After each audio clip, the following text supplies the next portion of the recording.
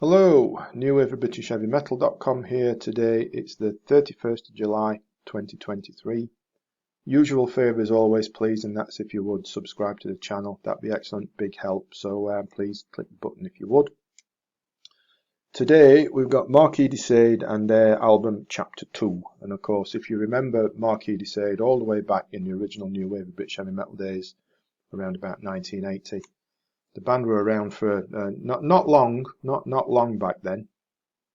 No, it didn't quite make a mark too much, other than their solitary single "Somewhere in the Mountains." Now, if you think you've got a copy of this, go and look for it, because apparently this is it's quite rare these days and goes for quite a sizable amount of money. So if you've got one, go and look for it. But never mind that, because here we are now, four decades on from that. Well, just over 4 decades, aren't we? About 42, 43 years. And all of a sudden, Marquis de Sade are back, reformed, and this Chapter 2 is in effect their debut album. And it's a monster. It really is phenomenal, in my opinion. All those NWOBHM roots remain, of course. But this is a bit different to what you might be expecting. It's think of some words to describe it: fresh, expansive, varied, atmospheric, quite ambitious, and there's some proggy parts in there as well. You know, really effective use of keys and piano and organs and synthesizers and all the rest of it. And there's a mixture of new songs and rearrangements of some old ones that the band wrote back in the 80s that haven't seen the light of day until now. As I say, it's the 31st of July 2023, and even though already this year we've had a clutch of albums come out recently from old NWOBHM-era bands such as Mithra, Weapon, Tigers of Pantang, Trespass, Millennium, Girl School and Raven, to name a few. All of those albums excellent, all of them reviewed on the channel as well, so you can look for those videos. All high standard albums, but in my opinion, that this one from Marquis de Sade outshines them all. It's that good. Song wise, let's pick a few. Belvedere and Now I Lay Me Down, a couple of shortish chunky openers. We got some nice crisp riffs going on, some measured solos, all those organs and keys and synths come into it. But you know, effectively used. Chunky bass lines, solid drums keep it all under control, and both of them are instantly accessible, and reminded me somewhat of what Uriah Heep were doing around Abominable Head First, say, for a quick comparison. Fortress of Solitude, big number, band stretch out a bit here into longer, more complicated stuff.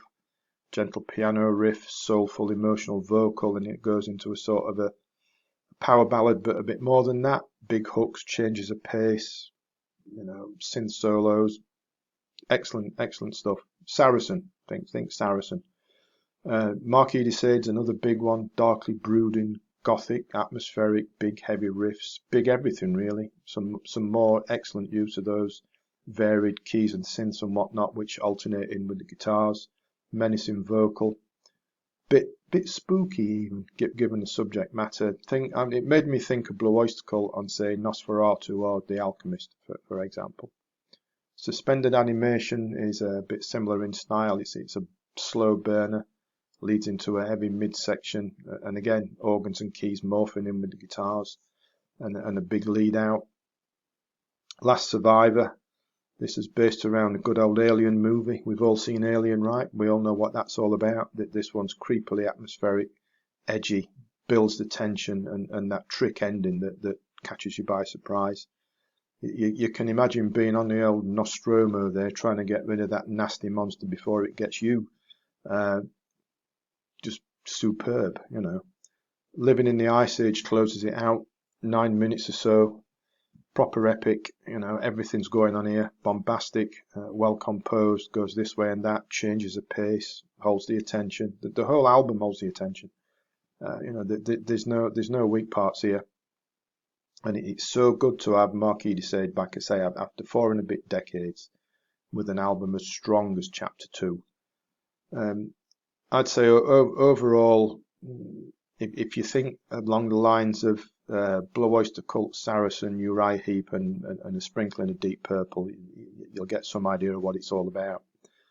My book, big winner. And indeed, as I say, it's the 31st of July 2023, and you know we've still got 5 or 6 months of the year left, haven't we? And already this chapter 2, it's easily up there in my top 5 of the year. It really is that good. You might find it a bit tricky to find on CD. I got mine from the label. I'll put a link to that in the description below.